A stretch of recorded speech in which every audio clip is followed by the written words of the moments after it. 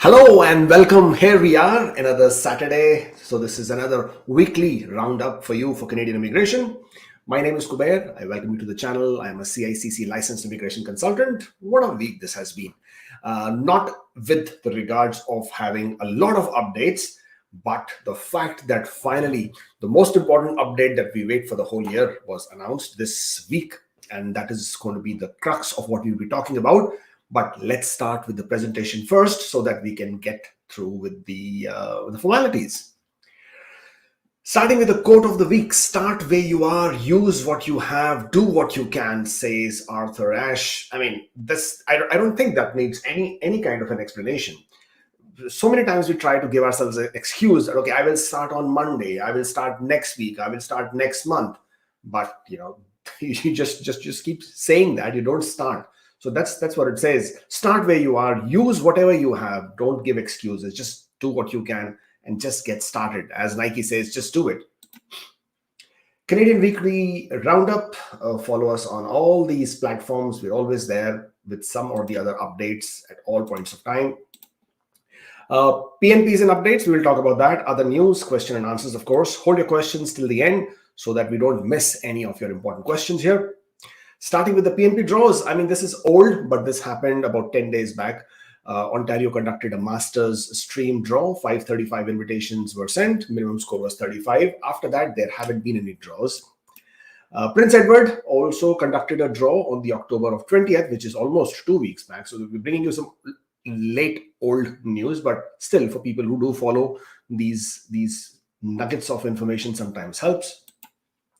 But by and large, why nothing has happened this week in provinces is because now all provinces have, I mean, some of them haven't announced, but all provinces have, in a way, paused their draws. There's nothing happening. I mean, British Columbia had made an announcement that they would be pausing their draws effective October 12th. And anybody whose profiles were there in the British Columbia portal, they would have to be recreated after the new knock changes have been made. Similarly, Manitoba also paused its draws since September 16th. And the draws will only resume after the new knock changes have taken place after the 16th of November. Saskatchewan has not made any specific announcements, but I know for a fact that they're working because being a licensed consultant, obviously we get some communication from them. So we did receive some communication about the knock changes. So I know for a fact that they're not doing anything until the knock systems have been updated. Ontario, at the same time, also has basically not done anything. I mean, they did have a draw, which is the master's stream, but then the master's stream does not have anything to do with the knock codes, to be very honest. The criteria and the eligibility requirement only has to do with the fact that you have completed your master's degree within the last 2 years in the province of Ontario. That's the main fundamental criteria for that. So there's nothing happening from Ontario side. So basically, by and large, all the provinces have pretty much come to a grinding halt, waiting for the November 16 changes to be implemented. On that note, there has been absolutely no information from IRCC. What is IRCC doing? How will the changes happen? How will they be incorporated? What will be the impact? What will be the effect? Will they pause the express entry draws? Will people have to recreate their profiles? Nothing. Nada. Nothing from IRCC at all. Which then makes you think, if provinces have paused the draws, if provinces have come to a grinding halt with the whole process because they've had to make adjustments. Also, mind you, provincial programs and systems are newer, so they keep updating, they keep developing because they're not bound by any requirements to conduct the draws regularly. They do it when they have to do it. Versus IRCC, who has been using the same system since 2012. I'm saying 2012 because they started working on it in 2012. It was eventually launched on 2015. That was the first day when Express Entry was launched. But it's now a 10-year-old system, actually more probably. And it is full of glitches. It is full of problems. It's full of issues. You know it. I know it. We face it every single day. And yet, IRCC has not come out and said anything whatsoever as to what is the impact that's going to happen with these changes in the knock. We have to wait and watch because I guess the next couple of weeks will unfold it all. We are only now 11 days away. I do anticipate the express entry draw to happen next week, which is on Wednesday, the 9th of November. But the draw after that is where my biggest concern is. I mean, technically they can also hold back on the 9th November draw. They can possibly, but I think they will go with the 9th November draw. It's the one after that I'm going to be holding my breath on. But let's see how that plays out. We will talk more about this in a bit. In other news, well, what do we have in other news? We have data shows that immigrants have a high rate of employment. Would you guess that? The rate of unemployment is unchanged from September, but there has been increase in the number of full-time jobs. The biggest gain in employment was in manufacturing, construction, accommodation, and food services. Obviously, they don't mention the healthcare, where the biggest problems are. There was also 119,000 full-time jobs that were created in different provinces. Okay, that's all good there. So basically, finding a job should not be an issue for most people. And then the biggest news of all, of course, the immigration levels plan, which was finally published and announced on the 1st of November. Now, why was this such a big deal? It has been such a big deal is because usually it brings up some of the other surprises. Last year's immigration level plans, when they were announced 2022, it brought a huge setback because the FHS, federal high skilled quotas, were reduced from the otherwise 110,000 to nearly 55,000. Basically to accommodate the TR to PR programs and the refugees and all those issues. So I was really hoping that they would at least give a bit bigger margin for 2023. Now the original target for 2023, and let's bring this up. Yes, the original target for 2023, let me see if I can increase the size. I can. Okay, awesome. The original target for 2023 was earlier at 447,000. So they have thankfully increase these numbers, which makes a huge difference for everybody, for all concerned. I'm just trying to fill up the screen here so we can have a better view of this.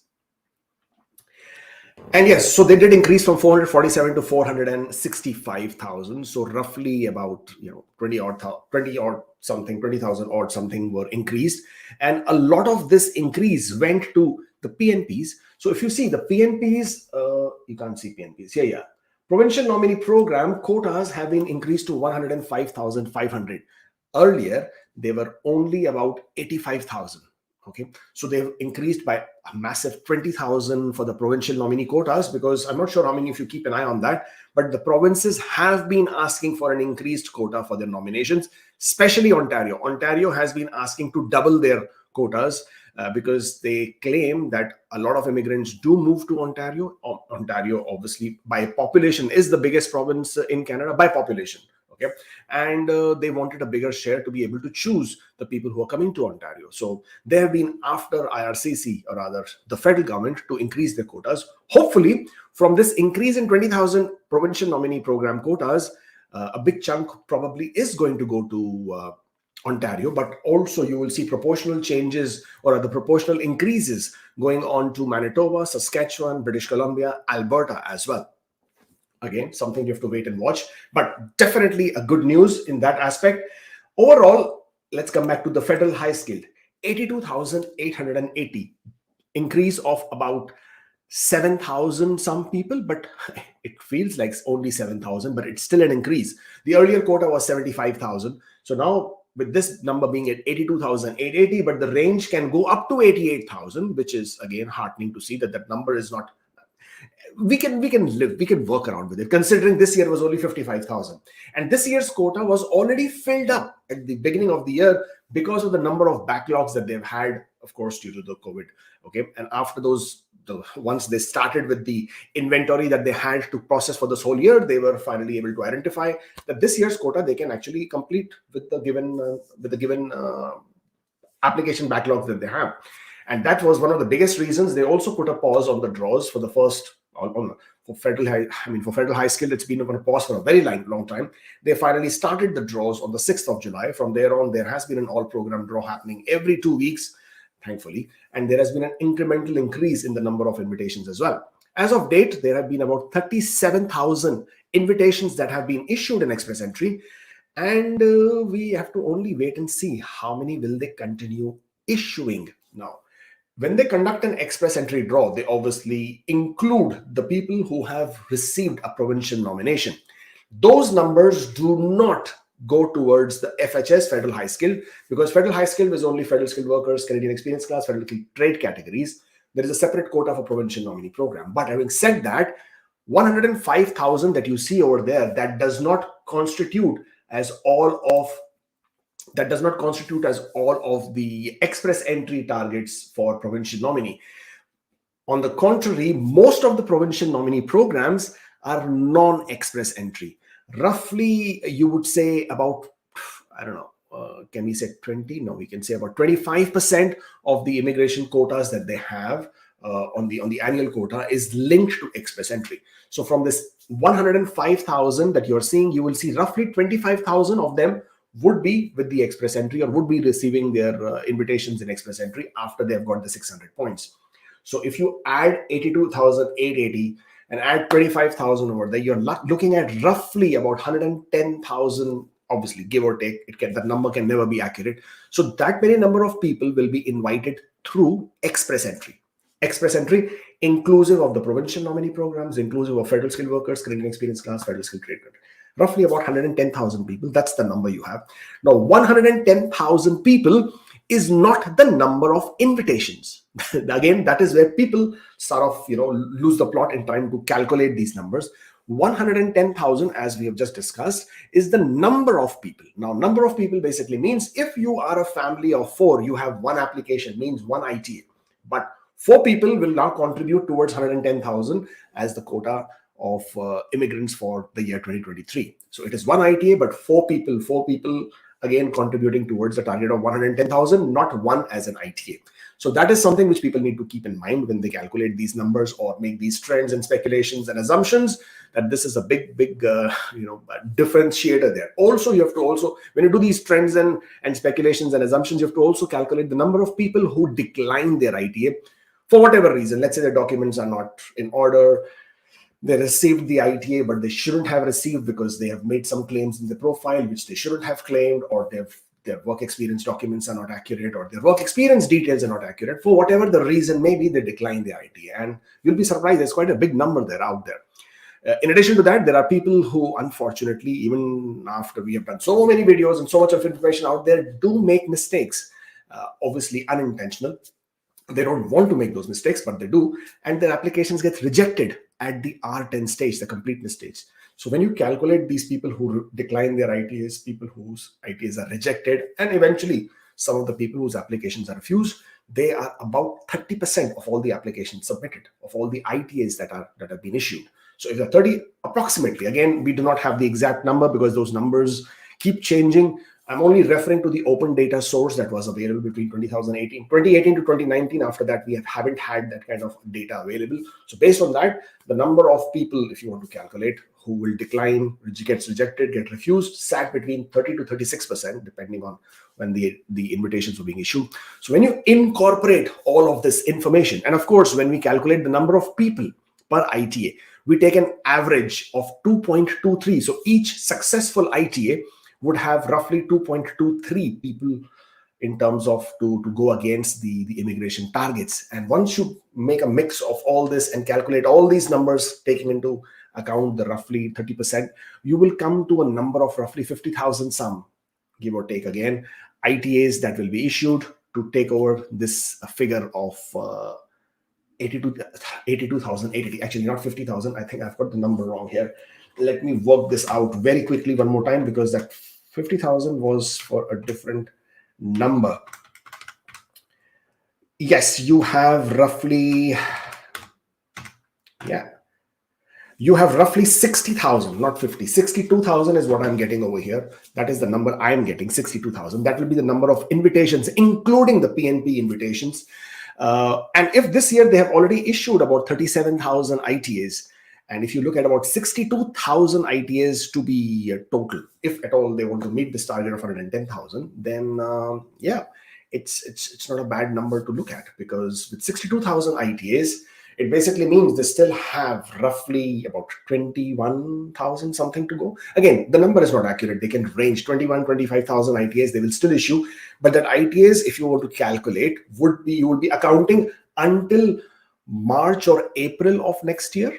that from until April of next year, from now to April of next year, the number of ITAs, those will contribute towards the people who will be landing in the year 2023, and hence being accounted towards this number of 110,000. So if they have to issue roughly, let's, for the sake of argument, because we can never ever be 100% accurate, for the sake of argument, let's say they have to issue about 30,000 invitations until April next year. So you have, okay, let's quickly run this number as well, because I didn't do my math. I actually woke up pretty late this morning, and hence pretty short on some of the numbers here. So we are expecting about 2 to 4 draws this year. And the reason why I'm saying 2 draws, because at least I expect that the draws will be paused. And if they don't get paused, that will be great. But technically, at least 4 draws. I don't see 5 happening, but 4. 4 draws until December. January, you should have, I think, about 2 draws. Feb 2, March 2, April 2. So that gives you 8 plus 4, 12 draws. If they continue with what they've been doing, and if you see 12 draws happening and multiply that by about 3,000 invitations, you get a number of 36,000.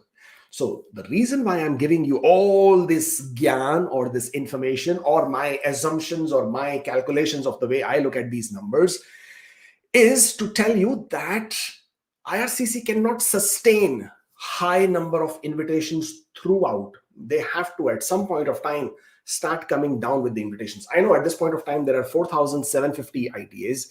We are all expecting and we are all hoping that the number of ITAs go up to 5,000, 5,250, maybe 5,500. We are all hoping.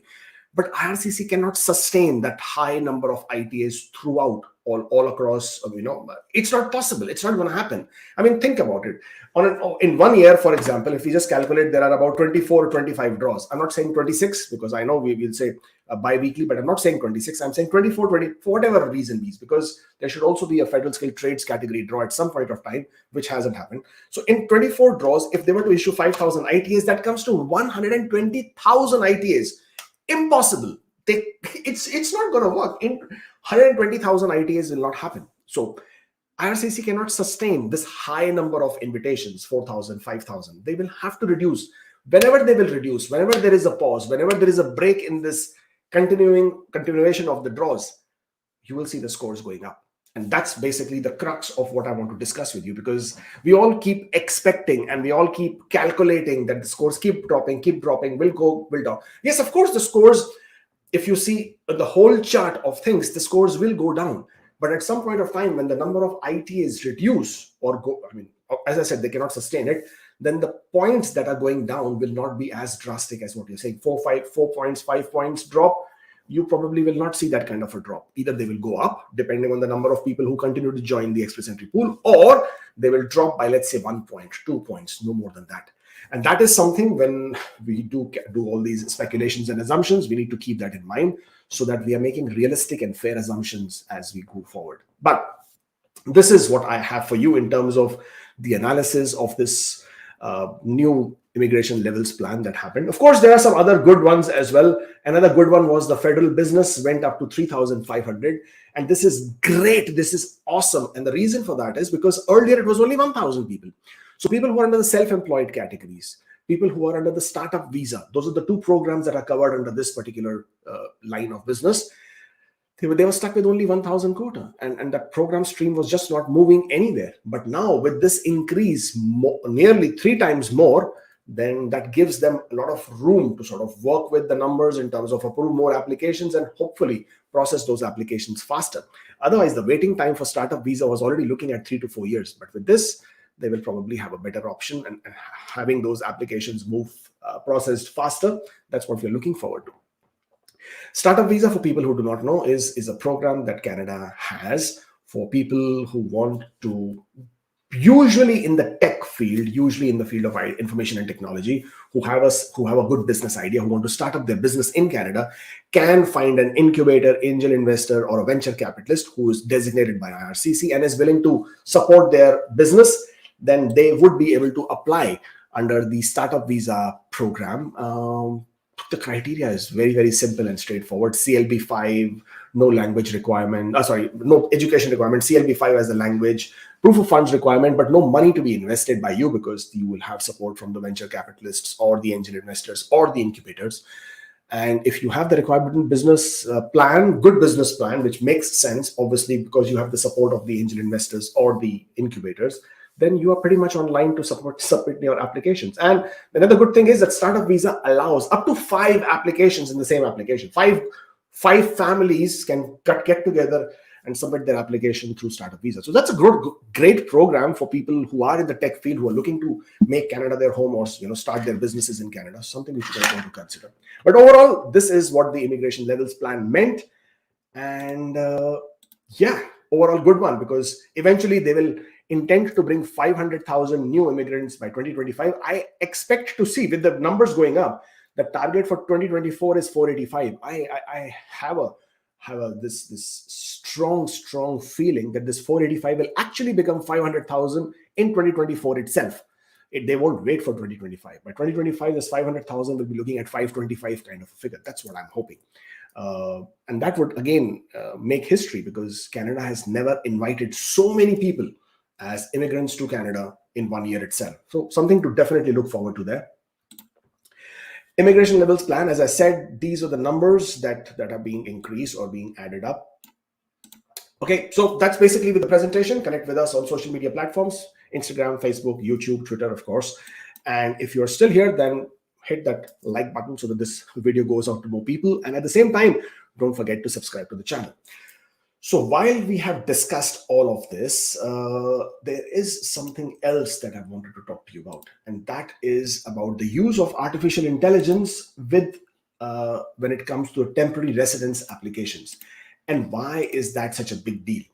And the reason why that is such a big deal is because that gives you an idea when the applications get refused, why are they getting refused, what you can look forward to doing when you're preparing your application. I've discussed this before as well. So this A-tip notes was obtained by my good friend Stephen Burns, who is now a regular guest on our channel and who comes and shares his words of wisdom with regards to whatever is going on with the field of immigration as well. So he obtained this document. And as for this, use of advanced analytics in temporary resident visa programs has actually come into effect in the year 2021 itself. So from 2021, if you have been seeing different things happening with your application, especially visit visas, work permits, study permits, and you're not really sure what exactly is going on there, then you should know that IRCC has upped their ante, as Ravi Shastri says, to increase the use of artificial intelligence in the application itself. But this one is, again, you can see what it says here. This particular section over here. This model privacy assessment indicates that IRCC has begun in the recent years to receive an unprecedented volume of temporary resident visa application, and that it expects very high volumes following the reopening of Canadian border. Mind you, this document was dated 1st of December 2021, so it's almost 1 year old. But the reason we are discussing about this is because it gives us an insight as to what IRCC is doing with the triaging of the application. So triaging basically means all the applications comes into one central area, and that is where the triage. Triage basically means prioritizing or categorizing the applications as to what should be issued, or rather what should be processed first, where should it be processed, and who takes over that application and handles that application. That in short form would what triage would mean. And this basically means that they have introduced to the rest of the world, because first they were using it as a pilot program only in few visa offices, now to the rest of the world, that they will triage all TRV applications that it does not currently triage through its 3 models. And they have the models which were created by using different countries. So they had an in Canada model, China model, and an India model. And that is how they will be using this. And in this document, what we have here is, the applications are triaged into 3 different categories. Tier 1 is applications that are likely to yield positive decision. So these are the applications that you usually get a positive decision. So you will see, first of all, your application was processed very quickly, and you're thinking, my God, what did IRCC do? They processed my application within days. I mean, I've got this so quickly. And then these are the applications that you were otherwise triaged by the system to have, otherwise also if a visa officer would have assessed them, they would have made a positive decision. So how are these models identified? How are these processes identified? They are identified based on the historical data trends. And by that, I mean that IRCC collects the data of different application types, different profiles, different backgrounds to see what did a visa officer do when these factors were in play. And based on that, they find a baseline that in these conditions, these kind of applications are usually approved. And then that becomes the fundamental factor for tier 1. So when in the artificial intelligence, when the system comes across an application which satisfies that baseline factors, it goes into tier 1, and that application is flagged for approval. A visa officer very quickly takes a look and presses the approve button, and you get a positive decision. Second tier over here, as you can see, let me just make this slightly bigger. Second here is tier 2 and tier 3. Now, tier 2 and tier 3 basically would be those applications which tier 3 are the ones which would definitely, or rather in most cases, likely to yield a negative decision. And because those factor points are the one that have earlier by the visa officers resulted in a negative decision, the system flags them as tier 3, pushes that to the visa officers to let them take one final look. And once they are satisfied that, yes, this application will possibly not meet their criteria, their assessment, and that application is refused. Tier 2 are somewhat, goes this way or that way, or are sometimes not able to clearly identify any factor points, and therefore they go to tier 2. Now, what can you do to make sure that your application usually goes into tier 1 and does not sort of fall into the tier 3 or tier 2 and hence land into a refusal? That's basically what you would want to understand. Well, the first thing you have to understand is how does the artificial intelligence works. Okay, how does it work? What is that machinery? I mean, what is it picking up? What is it reading? What is it checking? We all think SOP. We all think invitation letter. Oh, I am getting graduated. Let me invite my parents for my graduation ceremony. Oh, it's my birthday. Let me invite my girlfriend for my birthday. These do not define the decision of the application. The purpose of visit to Canada is important. And we're talking about visit visa, guys. Okay, so just before you start getting confused, what are we talking about? We're talking about visit visas. So before you start thinking, obviously your application needs to have a purpose. You need to have a purpose of visit to Canada. Why are you traveling to Canada? That becomes your first factor, your purpose of visit. Are you meeting a family? Are you meeting a friend? Are you coming here for a business? Are you coming here for a family reunification? Are you coming here for some, God forbid, some situation which is considered as, I wouldn't say humanitarian, but considered as emergency? Let's say somebody's really sick. God forbid, somebody has passed away. Are you coming for those reasons? Based on this, that becomes your purpose of visit. And obviously, you should provide good details of what your purpose of visit is. Now, as I said, inviting your parents for graduation ceremony, inviting your brother, sister for graduation ceremony, inviting somebody for your birthday, having a birthday party, having a mundan party, having a newborns party, those, just because you have that as a reason does not necessarily mean your application should get approved. The criteria always is to assess the applicant, not you who's inviting that person.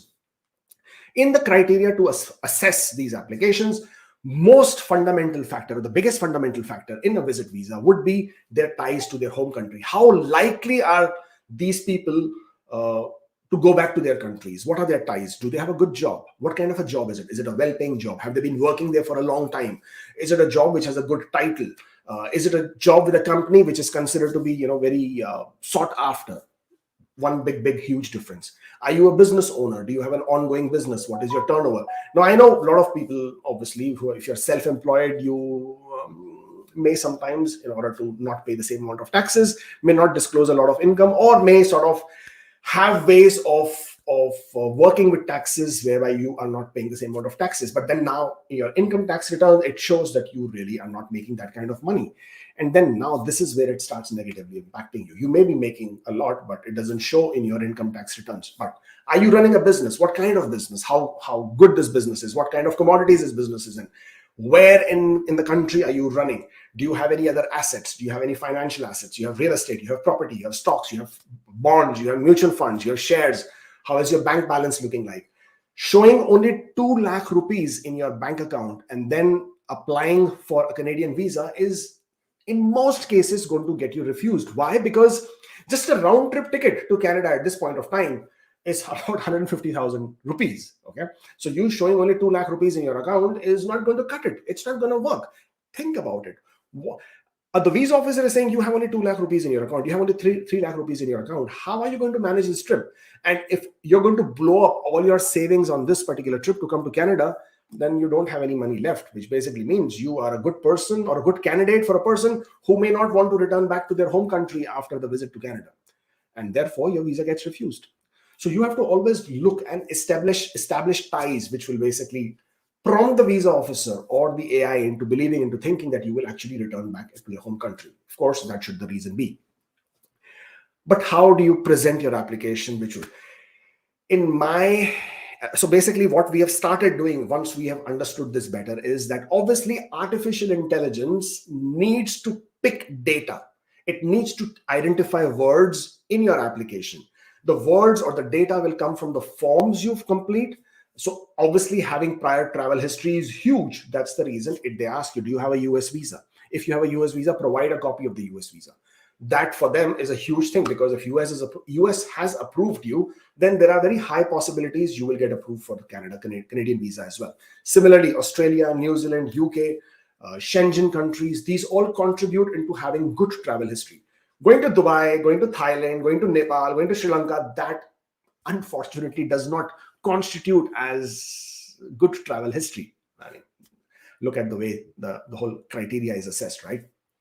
Okay, now so after you have sort of had this factors in your application, in your cover letter or in your letter of explanation or in whatever the document that you will provide, which will express from your side why do you wish to go to Canada, in your travel itinerary, wherever, I recommend very strongly for you to make a table, a tabular presentation of your ties to your home country, material, emotional, whatever that might be. And in very short word, very short phrase, what is your purpose of traveling to Canada? If you can do that, that single table will then allow the machine systems to pick up the data or to scrape the data, as I'm sure the IT guys out there will tell you how the data scraping is done, how the data mining is done. Because there are only so many places where the system is going to pick up the information from. If you can present that information in a tabular format in a much more easier, comprehensive manner, so whether it's the AI and whether it's the human who is processing it, you're just making it easier for them to go through your application quickly and make a decision, hopefully in your favor. At least that's how we have started now looking at the way we process our applications, and to a fair degree, we are seeing it working in our favor. But I'm not saying all applications will get approved by doing this. That's not what I'm trying to say. But at least it gives you a better shot with all this usage of AI and data mining that is happening right now. Also, keep in mind, visit visas are very subjective, or the assessment of visit visas is very, very subjective. Visa officer has a huge discretion in making the decision whether they are convinced and whether they think that you will indeed return back to your home country, or you're just visiting Canada for a few days, and of course, you're a bona fide and a genuine visitor. And that is what will finally decide.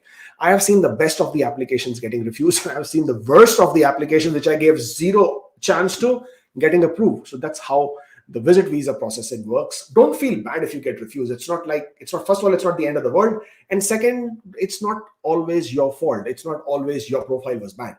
It's just that how the system has been aligned. And as much as the system is meant to process the applications faster and obviously generate more positive decisions, if that is in that format, but the system is designed to, in a manner where there will always be people who will bear the brunt of this speed and fast processing. They would be absolutely genuine applicants, and just because they haven't presented their application in the right manner, they could lose out. So don't feel bad if that has happened. Just order for the CAPES notes, GCMS notes, ATIP notes, whatever you want to call them, and understand the reasons for refusal. In most cases, you might be able to even identify if that application was processed or rather triaged by the artificial intelligence. And once you've done that, address the concerns and then reapply. And that probably should then hopefully get you the decision you're looking for. I hope this helps, because this is something that is bothering a lot of people who are trying to get their visas to Canada, but are unfortunately failing. Again, if you're still here, then of course subscribe to the channel, and we keep saying follow us on Instagram, as I've been told to say. And what else is there? That's it. Right, let's look at some of your questions now so that we can start getting onto that. Oh, of course, I forget to say this as well. On the 19th of November, we will be making an official launch of our new office in Toronto GTA area in the North York. So that's the address, Unit 201, Suite 201. Street address is 2950 Keel Street. Anybody and everybody who is in Canada, who is in Toronto GTA, you're more than welcome to drop in, have a cup of coffee with us, have a chat with any of our team members, probably, quiz them with your queries if you want to. We will be available from 12 p.m. to 4 p.m. on Saturday, the 19th of November. You're most welcome. And of course, we are looking at some promotional discounts to be offered for on-the-spot services that are available. So yeah, that might just be worth a drop in if you wish to on the 19th of November, 12 to 4 p.m. All right, let's get to your questions now, because there are already now plenty. Oh, thank you, Sahil. Appreciate it, man. Okay, post-PR applications, AOR received, postgraduate work permit valid till September 2023, TRV valid till 2032, applied inside Canada. Am I allowed to travel out of Canada? Absolutely, yes. You did not sign a bond of not traveling.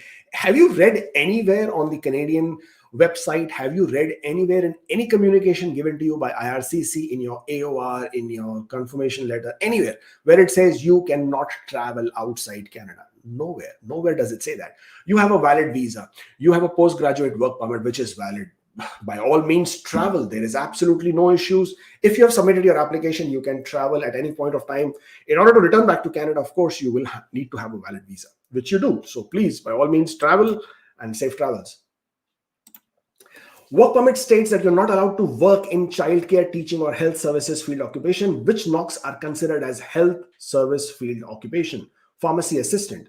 Oh, good question. A lot of occupations that would be where you are taking care of someone within the health facility would come under the health services occupations. I don't remember on top of my head, but pharmacy assistant may not necessarily be one of them, because you do not need any specific licensing or certification to work as a pharmacy assistant. But whenever you are looking for that job, you should always check with your employer if there is any requirement for certification or licensing, and based on that, identify the job description, then check the knock code, and under that, check the employment requirements to see if it is considered as one of the health services occupation for which you need to have specific permission. Okay, there is a shortage of healthcare workers, professionals like physicians, nurses, dentists, etc. in Canada. Can we expect something positive priority for them in upcoming Bill C-19? I don't think dentists are in shortage for sure. For sure, I don't think so, because I've seen plenty of them all over the place. Anyways, so as far as the shortage of healthcare is concerned, and I do anticipate healthcare to be one of the biggest occupation sectors to be identified in Bill C-19 as a priority occupation. However, I don't see physicians being included, especially physicians who are outside Canada, who do not have a license certification to practice in Canada, because including them doesn't give any purpose of that category to Canada, or doesn't give any purpose or benefit directly to Canada. However, Sean Fraser just yesterday or a couple of days back in the recent announcement has mentioned that they would like to promote physicians and healthcare categories in the provinces who do allow these individuals to come to Canada and start practicing through the expedited certified way of getting them the licensing. So I think Nova Scotia is one of them for sure. I haven't been able to identify anybody else at this point of time, but I'm sure in time you will see more provinces doing that. So these will primarily be through more provincial nominee programs rather than Bill C-19. But yes, Bill C-19 probably may. Now that nursing aids is part of the express entry, I can see that happening. Again, for any category where you need certification, licensing in order to practice in Canada, I don't see those categories individually or collectively being included as a priority occupation, for a very big reason, because including them does not give any direct or immediate benefit to Canada in the near future. Okay. All right. Some more Bill C-19 questions here. As per IRCC, C-19 will be implemented post-spring. Does it mean it will be implemented after June 23? What will be the fate after June? Well, looks like June is your month that you are expecting or anticipating something, Bhagyadeep. Because it has been indicated that this would be implemented after or other post-spring, that does not mean it will be June. It could happen March, it could happen April, it could happen May, it could happen August, September as well. We don't know exactly when that will happen. Also, the biggest factor, what we will know about Bill C-19 would be early next year, which is in the month of Jan, probably Feb, but I would think Jan. And the reason for that is, in the month of Jan, as per the conditions of Bill C-19, the government is supposed to announce the categories that will be targeted towards rather for the whole year under this Bill C-19. And they are already in discussion with different stakeholders, coming to this understanding of what these categories should be or would be for this Bill C-19 implementation.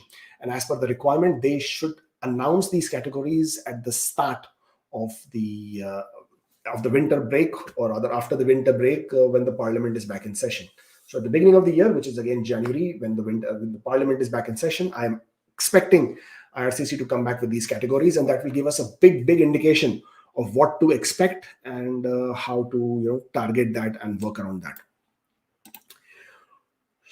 For proof of funds, sold possession, a car, and about 20% of the required funds are from father as a gift deed, already received ITA. So could maturity of funds be a problem? I don't see any issues over here, as long as you are able to provide the source of the funds and how you obtain them and the fact that these funds belong to you, then you will not have a problem. With the kitchen helper job offer, will my application be processed fast? Unfortunately, no. Can I apply for a visit visa while spousal sponsorship is in process? Yes, you can apply. There's not a problem. Please express dual intent and emphasize on family reunification.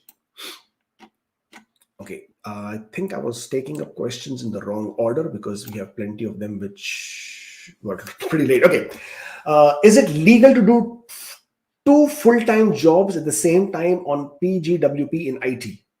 Are you moonlighting by any chance? Because that is a big issue right now. No, it's not a problem at all. You are allowed to work full-time as a postgraduate work permit. It's an open work permit. Work for as long as you want. Just don't burn yourself out. That's all. There is a system maintenance scheduled on Tuesday, the November 8th. You think it's anywhere related to your update? Well, IRCC conducts scheduled maintenance almost every single day, almost every single day. Sometimes they announce it, sometimes they don't announce it. I don't think this has to do with the tier update. This is something which they keep doing anyways. How long does it take to receive AOR after the docs are submitted after receiving ITA? I am asking because I need to apply for Bridge Open. Usually you get your AOR within minutes after you have submitted your application. Sometimes, in very rare occasion, it does take time. So 24 hours, maybe 48 hours in some cases because there's a system glitch. But in most cases, it's usually within minutes after you submit your application. If 82880 numbers for 2023 include family members of each ITAs, then what does that 78,000 numbers under spouses, partners, and children category, what does that include? Please elaborate. Oh, great question. I'm glad somebody asked. Well, that number, okay, we need to pull this up because otherwise we will not know what we are talking about. Hold on.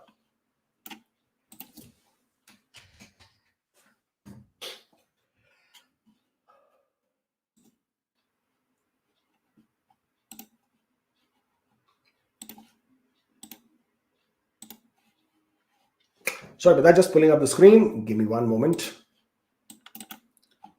And here it is. Okay, let's hide your question first. So this is the targets. Let me scroll down quickly first so I can get to this section here. Now, okay. So you are referring to, see, this is the total economic, 266,000. That is the economic programs. So all these federal high scale, federal economic, public policies, federal business, economic pilots, Atlantic immigration, provincial nominee program. These are all economic programs meant for people who are becoming permanent residents for the first time in Canada. Then comes the next one, spouses, partners and children, parents and grandparents. So for parents and grandparents, the quota for next year is 28,500. For spouses, partners and children, it is 78,000. This number of quota is for people who are being sponsored as a spouse or a partner or as a child of a person who is already a permanent resident or a citizen in Canada. That is that number. Okay. So for example, you become a permanent resident, you are a citizen of Canada, and you get married, or you have a common law partner who you now need to sponsor. So that person who you are sponsoring will land in Canada under this particular quota, 78,000 that you're looking at. So your spouses, partners, common law partners, and dependent children, they will all come under this quota of 78,000. To be very honest, 78,000 is a very small number because I can see a lot of people sponsoring their spouses, their children, and of course their partners. And and also now the number of parents and grandparents quota has also gone up to 28,500. And the year later, it will go up to 34,000. So this way, for example, you become a permanent resident or you are a citizen and you want to sponsor your parents and you want to bring your parents as permanent residents. So you will be using the parents and grandparents permanent resident program, and you would be able to get them here, and the quota applicable would be 28,500. I hope that clarifies. Okay. I'm a CAC applicant with 2 years of Canadian work experience. I did paid internship for 11 months in India and then converted to full-time employee in the same company. Can I count this as continuous 1 year experience? You can, yes, absolutely. You can count it as you can count it as continuous 1 year experience. However, you have to choose, are you applying as a CAC or as you're applying as federal skilled worker? Because if you've already completed 2 years of Canadian work experience and you are a CAC applicant, you do not have any condition or requirement for a continuous work experience, and you don't have to worry about continuity in your work experience. If your work experience in Canada, you have completed at least 1 year in Canada, inside Canada, paid in Canada on a work permit, you're good to go. There is no criteria for continuity or continuous work experience for you. Okay. Can spouse give upfront medicals as part of EE profile, and are biometrics also required even though previous ones are still valid? Well, in most cases, biometrics are not required if you already have biometrics recorded with IRCC within the last 10 years. And yes, you can absolutely give upfront medicals. There is no problem.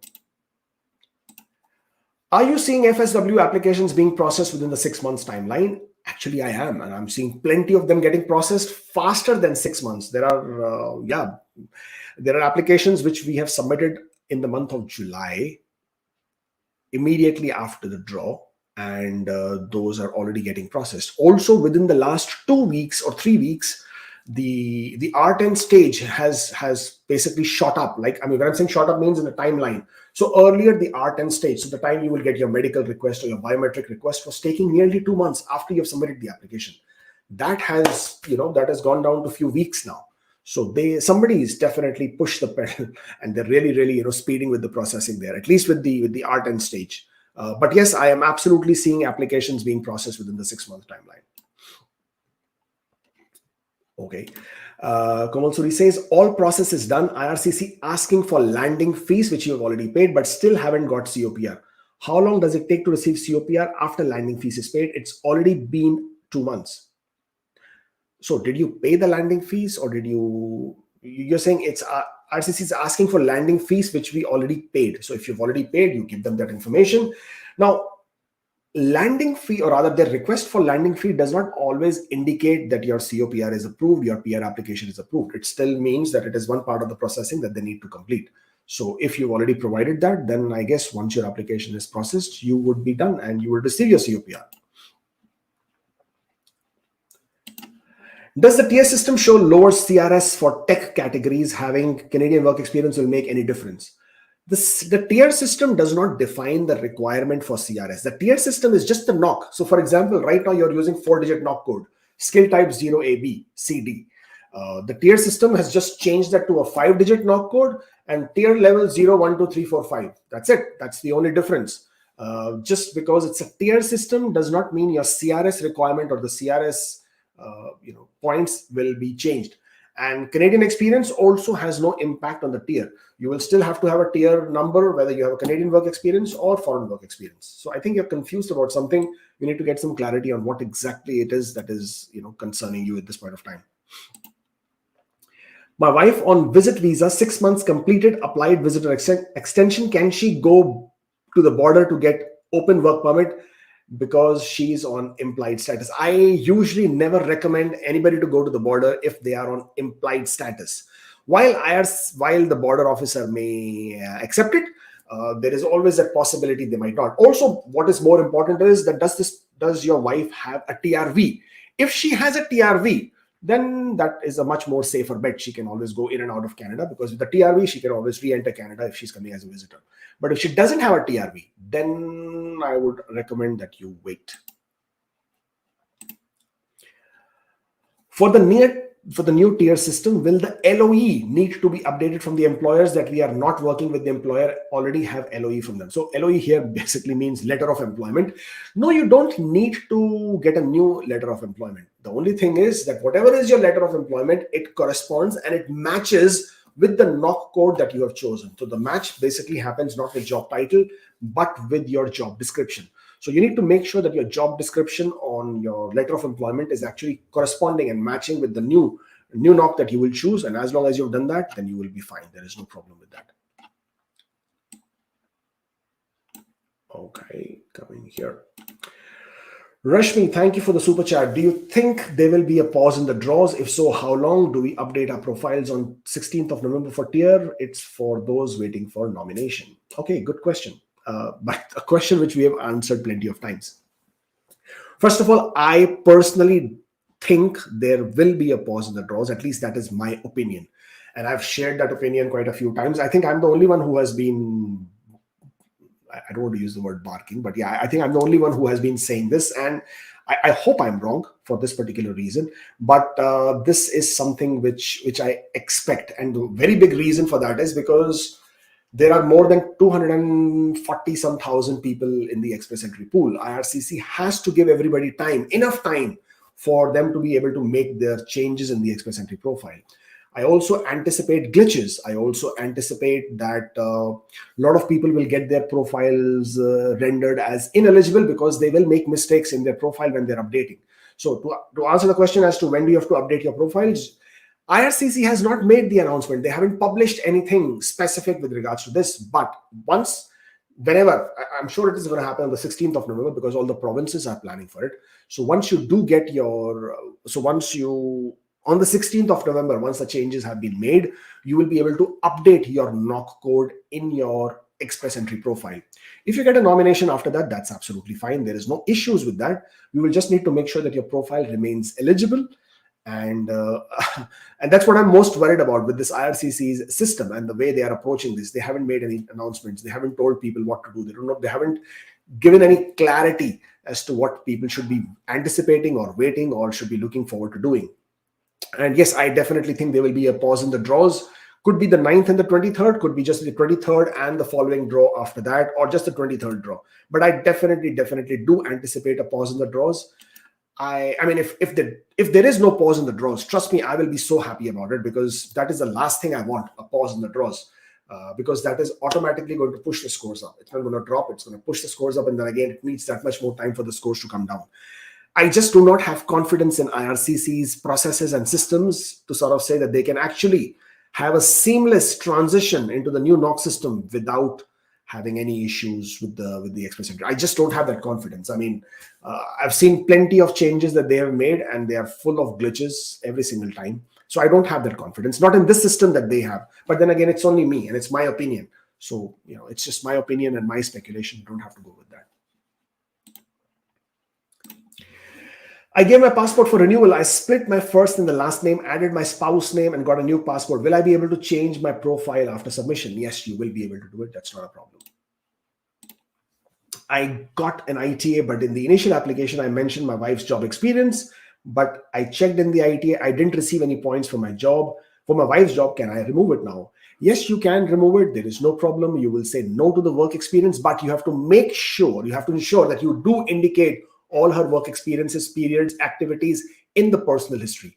There is no harm in also adding a brief letter of explanation stating that because she's not getting any points, you have removed that work experience because you can't get any documents, but all that periods of work have been indicated in her personal history and personal activities. Regarding AI processing, are reapplied study visa applications more likely to land in tier 2 or tier 3 regardless of the contents of the application?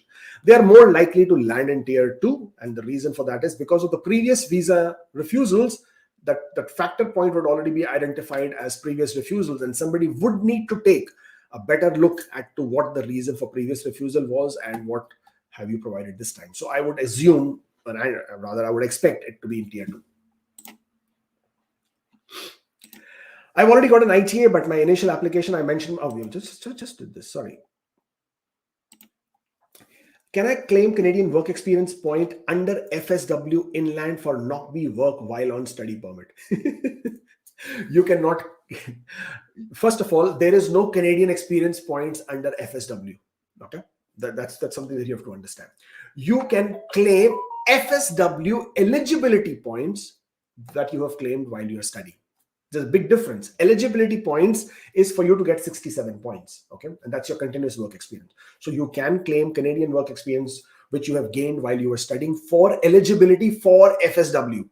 But you cannot claim Canadian experience points or work experience points for CRS score for FSW or for CEC because you are on a study permit. Any period of work on a study permit is not acceptable for any points for CRS.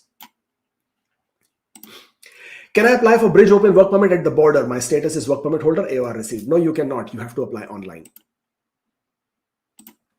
Any speculations on Express Entry focusing more on tech draws now that they can choose based on domain? As I said, that we have to wait for the categories to be announced early next year. And yes, I do to a certain extent expect IT industry to get a good big chunk of it. I expect IT, I expect finance, I expect healthcare, I expect manufacturing, I expect construction, I expect these categories to have, to be more focused, or rather have let me rephrase that. I expect these industries to attract more focus when they are defining the categories because it's quite obvious. But within these, how they will define, because the categories just do not have to be defined based on the occupation. They can be further defined. They could say a person who is in NOC 2173 with 1 year of experience in Canada in the province of Nova Scotia. CRS score 400. Come on in. Okay. It can be that defined. It can be defined a person whose NOC code is 2172, who's francophone, okay, and who has a CRS score of 450. Come on in. Okay. So these will be the different ways of making these categories. They do not have to be only on the NOC basis. But at some point of time, they would also, because at the end of the day, they are also trying to attract people to come from outside Canada. It is not going to be entirely only for inside Canada. So there would be some NOC codes, there would be some categories that would allow for people from outside Canada to also have a shot at it. But I can tell you now, and this is not going to sound forever hopeful for a change, but you have to be realistic. People have to be realistic. Expecting that the Canadian immigration is going to continue the way it has been, it's not realistic. It's not going to happen. It is going to get more difficult. Finding a job offer is going to become very, very crucial. Canadian experience, Canadian education will have revised points. We have to wait and see how that is. But it is 100% going to become more difficult for people outside Canada to get through, because that is how this is heading. And one of the biggest reasons for that is the imbalance that has been created. There are more than 1 million people in Canada, study permits, work permits, spouse open work permits, international mobility program work permits. They're all there. And they all are looking for some pathway to become permanent residents. How is that going to happen? It's not going to work. Okay. And this imbalance is only growing and growing and growing. So if that 39 pages that I keep repeating, that this 39 pages that IRCC issued as strategies to expanded pathways for PR, if that has to go by, there is everything in there which is concentrating on giving pathways to people in Canada, including Bill C-19 categories. So that is how it is going to go. And there is very, very small room there which says they also need people with diversified skills from outside Canada. So this is going to get difficult as we move forward. For sure, it's going to get very difficult. But at this point of time, you have to make the best use. I mean, even right now, look at the CRS scores, 496. How many people who are genuinely outside Canada can score 496? You can't. Of course you can, in the sense like you have a PhD, if you have zero connection in Canada, zero, you do not have a job offer, no work experience, no education, nothing, and you don't have a PhD, and you're not a French speaker, then you can score a maximum of 481. You can't get more than that. That's it. That's the numbers game. Okay. And if you're only going to score 481 without any Canadian connection, then what kind of a shot do you have at this whole program, at this whole process? It's not going to be as encouraging as it was over the last 2-3 years. So therefore, you have to start looking at options. Look at provincial nominee programs. Absolutely don't give up on that, because Ontario, with their quotas going up, with their numbers being increased, that is going to be one big one that you have to look at. Alberta, they will still always invite people from outside Canada with lower CRS scores if your knock code is in demand with them. Okay, but we don't know what those knock codes are. They never tell us. Saskatchewan, they will always continue to invite people because they have identified that as a big working factor for them. People who come to Saskatchewan, they have stayed there for quite some time. The retention rates are high. So these 3 provinces, you have to take that chance when you get it. It will be like a golden ticket, because express entry by itself,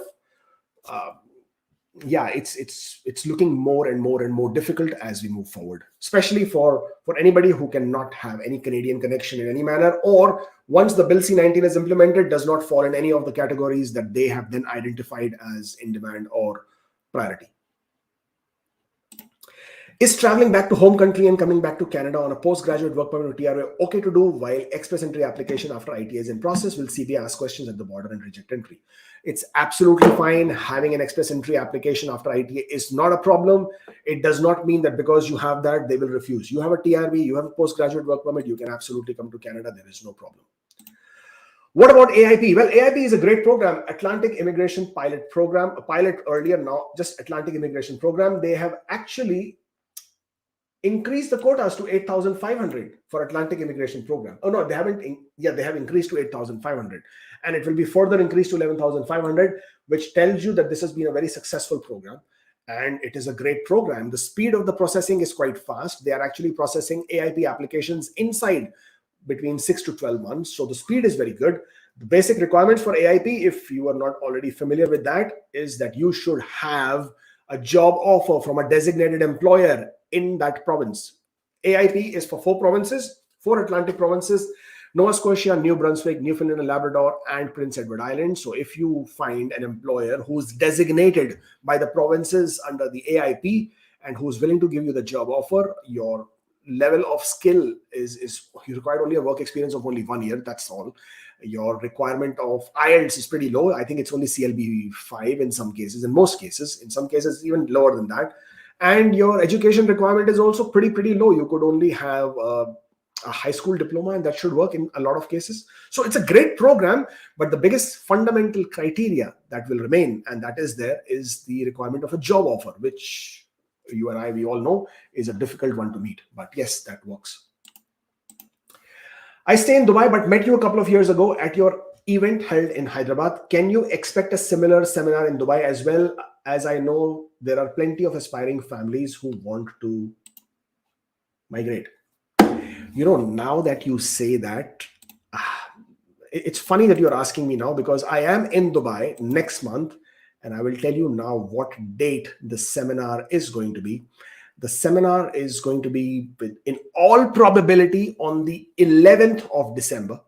I haven't finalized the date because the 9th and 10th, there is an exhibition. It's called IREX. Let me see if I can pull that up. It's the residency, and yes, I can pull it up. Let's see if I can. Yeah, it's on the 9th and the 10th of December. I am there for this particular exhibition. And I'm just trying to find that page for them. And I can't. That's strange. Right, it's still here on this particular website, so I can show you this. Yes, so IREX, Residency and Citizenship Conclave 2022 in Dubai. It's a free entry. You're most welcome to come in. We do have a stand in that particular exhibition there. We are going to be meeting a lot of people who are looking for business immigration, self-employed categories, startup visas, owner-operator programs. So that's the reason we will be in Dubai. And based on that, because this is on the 9th and 10th, we are anticipating that we will hold a seminar in Dubai on the 11th of December. So that's the date. You can mark it on your calendar. There will be more information available closer as we move forward. But yes, and you're more than welcome to join us in this particular conclave or exhibition or whatever they want to call it on the 9th and 10th of December in Taj, Dubai. Okay. All right. Last few questions before we scoot off. Lovey-dovey, thank you for the love here, but unfortunately there is no question. I'm sorry about that. I applied for a postgraduate work permit. It is pending and I'm thinking of applying for express entry as well. Will this affect my TRV application because the officer might see I'm in immigration pool? No, it does not make any difference. By all means do apply, but you will be able to apply for your TRV only after your postgraduate work permit has been approved. Okay. Did my master's from Australia, currently India. Did my master's from Australia. Should I consider Canada as a good option for my career? I can't tell you that. That is something which you will have to research and figure out if Canada is good for your career. I mean, how do I know? I mean, we don't know anything about you for that matter. And yeah, that is something which you will need to research yourself, not me telling you. I'm currently working on a work permit after getting LMIA job offer from BC. Will I be able to claim 50 points and express entry after coming to Canada on the same job offer? I'm working on work permit after getting LMIA job offer. Will I be able to claim 50 points and express entry after coming to Canada on the same job? Bro, I'm confused, bro. I mean, you are currently working on the work permit after getting the job offer. You want 50 points after coming to Canada. I'm confused, boss. Absolutely confused. Okay, what's the difference between employment record and employment letter? I am not sure what you are asking me and for which application. If you're asking me about an express entry, you will see these two tabs, letter of employment and employment offer. If that is what you're referring to, well, then that is the documents you have to upload in express entry if you have claimed points for a job offer. If you have claimed points for arranged job offer, then for your offer of employment, you need to upload a copy of your LMIA and a job offer and a contract. The job offer must very categorically state that this job offer is valid for 12 months after you become PR.